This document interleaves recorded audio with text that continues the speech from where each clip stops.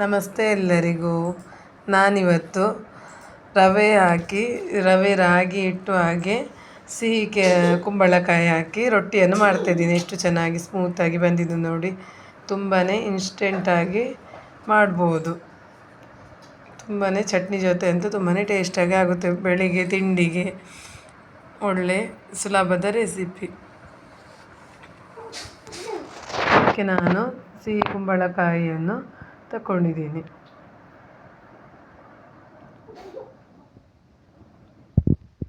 ಇದರಲ್ಲಿ ನಾನು ಒಂದು ತುಂಡಾಗುವಷ್ಟು ತುರಿದಿಟ್ಕೊಂಡಿದ್ದೀನಿ.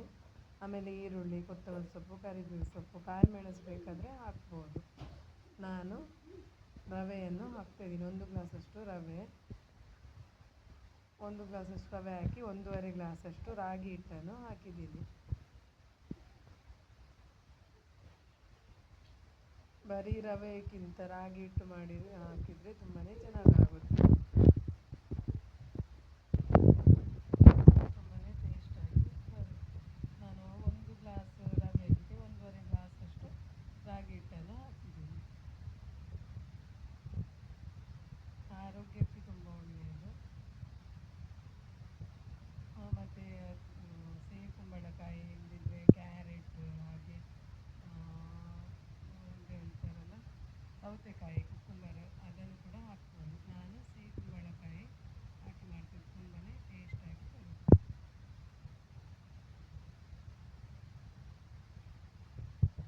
ಕಾಯಿ ಮೆಣಸು ಹಾಕಿದರೆ ಮಕ್ಕಳಿಗೆಲ್ಲ ಬಾಯಿಗೆ ಸಿಗುವಾಗ ಖಾರ ಆಗ್ತದಲ್ಲ, ಅದಕ್ಕೆ ನಾನು ಕಾಯಿ ಮೆಣಸು ಹಾಕಿಲ್ಲ. ಕಾಯಿ ಮೆಣಸಿನ ಬದಲು ಸಾಂಬಾರು ಪುಡಿ, ಮನೆಯಲ್ಲಿ ಮಾಡಿದ ಮೆಣಸಿನ ಪುಡಿಯನ್ನು ಕೂಡ ಹಾಕ್ಬೋದು. ಯಾವುದು ಮಸಾಲೆ ಪುಡಿ ಇರ್ತದೆ ಅದನ್ನು ಹಾಕ್ಬೋದು. ಆಮೇಲೆ ರುಚಿಗೆ ತಕ್ಕಷ್ಟು ಉಪ್ಪನ್ನು ಹಾಕಿದ್ದೀನಿ. ಆಮೇಲೆ ಜೀರಿಗೆಯನ್ನು ಹಾಕ್ತಾ ಇದ್ದೀನಿ. ಇದು ಫ್ಲೇವರ್ ತುಂಬಾ ಚೆನ್ನಾಗಿ ಬರುತ್ತೆ. ಅದಕ್ಕೋಸ್ಕರ ಜೀರಿಗೆ ಹಾಕ್ತೀನಿ. ಆಮೇಲೆ ಮನೆಯಲ್ಲಿ ಮಾಡಿರುವಂಥ ಸಾಂಬಾರು ಪುಡಿಯನ್ನು ಹಾಕ್ಕೊಳ್ತಾ ಇದ್ದೀನಿ. ಆಮೇಲೆ ಈ ರೀತಿ ಮಾಡಿ ಮಿಕ್ಸ್ ಮಾಡ್ಕೊಳ್ಬೇಕು ಚೆನ್ನಾಗಿ. ಎಲ್ಲ ಮಿಕ್ಸ್ ಆದಮೇಲೆ ಆಮೇಲೆ ಸ್ವಲ್ಪ ನೀರು ಹಾಕಿ ಕಲಿಸ್ಬೇಕು.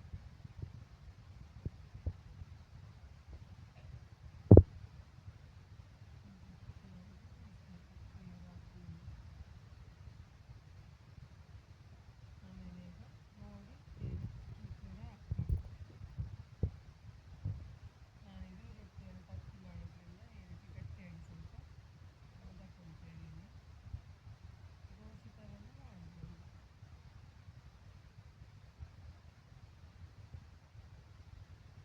ತುಂಬ ಗಟ್ಟಿಯಾಗಿರಲ್ಲ, ಒಂದು ಹದದಲ್ಲಿ ಕಲಿಸ್ಬೇಕು. ಜಾಸ್ತಿ ನೀರು ಹಾಕಿದ್ರೂ ಚೆನ್ನಾಗಾಗಲ್ಲ. ಅದಕ್ಕೋಸ್ಕರ ನಾನು ಸ್ವಲ್ಪ ನೀರು ಹಾಕಿ ಮಿಕ್ಸ್ ಮಾಡ್ಕೊಳ್ತಾ ಇದ್ದೀನಿ.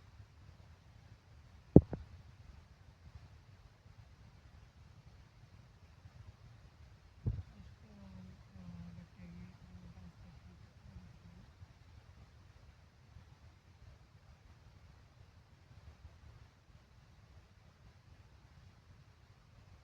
ತುಂಬ ಗಟ್ಟಿಯಾದ್ರೂ ತಟ್ಟಲಿಕ್ಕೆ ಬರಲ್ಲ ಕಾವಲಿಗೆ. ನಾನು ಡೈರೆಕ್ಟ್ ಕಾವಲಿಗೆ ತಟ್ಟಿ ಮಾಡೋದ್ರಿಂದ ಈ ರೀತಿ ಮಾಡಿ ಈ ಹದದಲ್ಲಿ ಇದು ಮಾಡಬೇಕು. ಮತ್ತು ಬೇಕಂತ ಹೇಳಿದರೆ ನೀರು ಹಾಕ್ಬೋದು. ನಾನು ಇದೇ ಹದದಲ್ಲಿ ಕಲಿಸ್ತೀನಿ. ಆಮೇಲೆ ಒಂದು 10 ನಿಮಿಷ ಬಿಟ್ಟರೆ ಆಯಿತು. ಜಾಸ್ತಿ ಹೊತ್ತು ಅರ್ಧ 1 ಗಂಟೆ ಆ ಥರ ಏನು ಬಿಡಬೇಕಂತ ಏನಿಲ್ಲ. ಒಂದು 10 ನಿಮಿಷದಲ್ಲಿ ರೆಡಿ ಆಗುತ್ತೆ.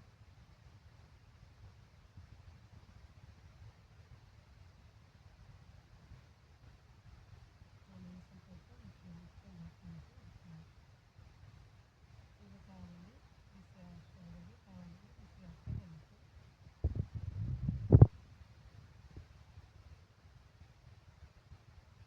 ಈಗ ಸ್ವಲ್ಪ ಹಿಟ್ಟನ್ನು ತಗೊಂಡು ಈ ರೀತಿ ಸ್ವಲ್ಪ ಕೈಯಲ್ಲಿ ಮುದ್ದೆ ಮಾಡಿ ಈ ರೀತಿ ತಕ್ಕೊಳ್ಬೇಕು. ಬಾಳೆ ಎಲೆ ಎಲ್ಲ ಇದ್ದರೆ ಅದರಲ್ಲಿ ತಟ್ಟಿ ಮತ್ತು ಕಾವಲಿಗೆ ಹಾಕ್ಬೋದು. ಆವಾಗ ಸ್ವಲ್ಪ ಗಟ್ಟಿ ಹಿಟ್ಟು ತಗೊಳ್ಬೇಕು. ನಾನೀಗ ಡೈರೆಕ್ಟಾಗಿ ಕಾವಲಿಗೆ ಹಿಟ್ಟನ್ನು ತಕ್ಕೊಳ್ತಾ ಇದ್ದೀನಿ. ತುಂಬಾ ಚೆನ್ನಾಗಿ ಟೇಸ್ಟಾಗಿ ಬರುತ್ತೆ.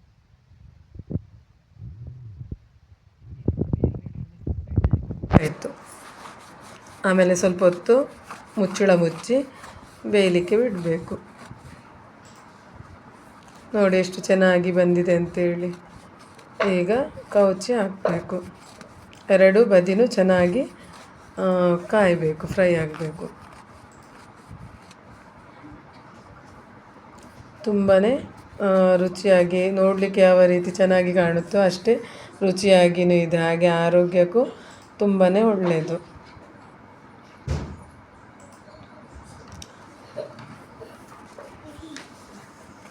ನೋಡಿ ಎಷ್ಟು ಚೆನ್ನಾಗಿ ಬಂದಿದೆ ಅಂತೇಳಿ. ಸ್ವಲ್ಪ ಕಾಯಲಿಕ್ಕೆ ಸ್ವಲ್ಪ ಟೈಮ್ ತಗೊಳ್ಳುತ್ತೆ. ದೋಸೆ ಎಲ್ಲ ಆದರೆ ಬೇಗ ಬೇಗ ಆಗುತ್ತಲ್ಲ, ಇದು ಸ್ವಲ್ಪ ರೊಟ್ಟಿ ಆಗಿರೋದ್ರಿಂದ ಸ್ವಲ್ಪ ಕಾಯಲಿಕ್ಕೆ ಟೈಮ್ ತಗೊಳ್ಳುತ್ತೆ. ಈಗ ಒಂದು ರೊಟ್ಟಿ ರೆಡಿ ಆಯಿತು. ಅದೇ ರೀತಿ ಉಳಿದ ಹಿಟ್ಟಲ್ಲಿ ಕೂಡ ರೊಟ್ಟಿಯನ್ನು ಮಾಡ್ತಾಯಿದ್ದೀನಿ. ಈ ರೀತಿ ನೋಡಿ, ಒಂದು ತಟ್ಟೆಯಲ್ಲಿ ಸ್ವಲ್ಪ ನೀರಿಟ್ಕೊಂಡು ಕೈ ಒದ್ದೆ ಮಾಡಿಕೊಂಡು ಸ್ವಲ್ಪ ಸ್ವಲ್ಪ ನಿಮಗೆ ಎಷ್ಟು ಬೇಕು ಅಷ್ಟು ದೊಡ್ಡ ರೊಟ್ಟಿ ಮಾಡ್ಬೋದು.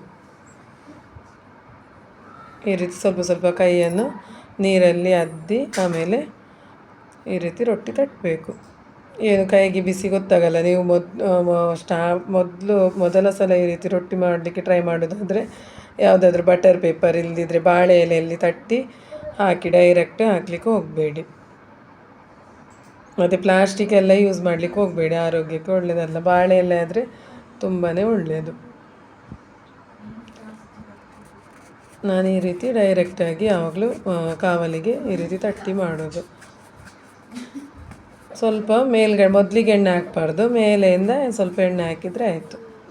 ಈ ರೊಟ್ಟಿ ಕೂಡ ರೆಡಿ ಆಯಿತು. ಬರೀ ರವೆ ರೊಟ್ಟಿ ಮಾಡೋದಕ್ಕಿಂತ ರಾಗಿ ಹಿಟ್ಟು ಹಾಕಿ ಮಾಡಬೇಕು. ಅದಕ್ಕೇನಾದರೂ ತರಕಾರಿ ಈ ರೀತಿ ಕ್ಯಾರೆಟ್, ಇಲ್ಲದಿದ್ದರೆ ಸಿಹಿ ಕುಂಬಳಕಾಯಿ, ಹಾಗೆ ಸೌತೆಕಾಯಿ, ಏನು ತರಕಾರಿ ಇದೆ ಅದನ್ನು ಹಾಕಿ ಮಾಡ್ಬೋದು.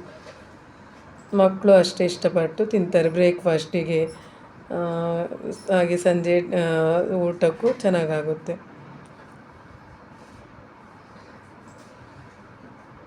ಯಾರೆಲ್ಲ ತರಕಾರಿ ಎಲ್ಲ ತಿನ್ನಲಿಕ್ಕೆ ಕೇಳೋದಿಲ್ಲ ಅವರಿಗೆ ಈ ಥರ ತಿಂಡಿಯಲ್ಲಿ ಮಾಡಿದರೆ ತಿಂತಾರೆ ತುಂಬಾ ಚೆನ್ನಾಗಿ.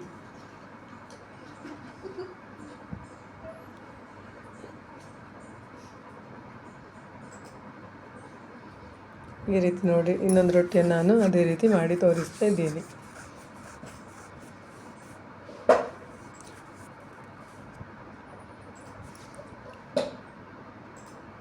ಮೇಲೆಯಿಂದ ಎಣ್ಣೆ ಹಾಕಬೇಕು. ಮೊದಲಿಗೆ ಎಣ್ಣೆ ಹಾಕಿದರೆ ತಟ್ಟಲಿಕ್ಕೆ ಆಗೋದಿಲ್ಲ. ತುಪ್ಪದಲ್ಲೂ ಕೂಡ ಮಾಡ್ಬೋದು, ಇಲ್ಲದಿದ್ದರೆ ತೆಂಗಿನ ಎಣ್ಣೆಯಲ್ಲೂ ಮಾಡ್ಬೋದು.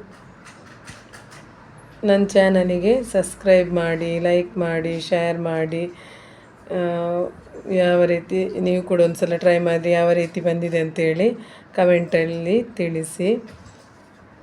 ಇದೇ ರೀತಿ ಒಳ್ಳೆ ಆರೋಗ್ಯಕರವಾದ ರೆಸಿಪಿಯೊಂದಿಗೆ ನಾನು ಬರ್ತಾ ಇರ್ತೀನಿ. ನನ್ನ ಚಾನಲಿಗೆ ಸಬ್ಸ್ಕ್ರೈಬ್ ಮಾಡೋದನ್ನು ಮರಿಬೇಡಿ. ನಿಮಗೆ ಇಷ್ಟ ಆದರೆ ಅದೇ ರೀತಿ ಬೇರೆ ನಿಮಗೆ ಫ್ರೆಂಡ್ಸ್, ಫ್ಯಾಮಿಲಿ ಜೊತೆ ಶೇರ್ ಮಾಡಿ. ಓಕೆ ಫ್ರೆಂಡ್ಸ್, ಟೇಕ್ ಕೇರ್, ಬಾಯ್ ಬಾಯ್.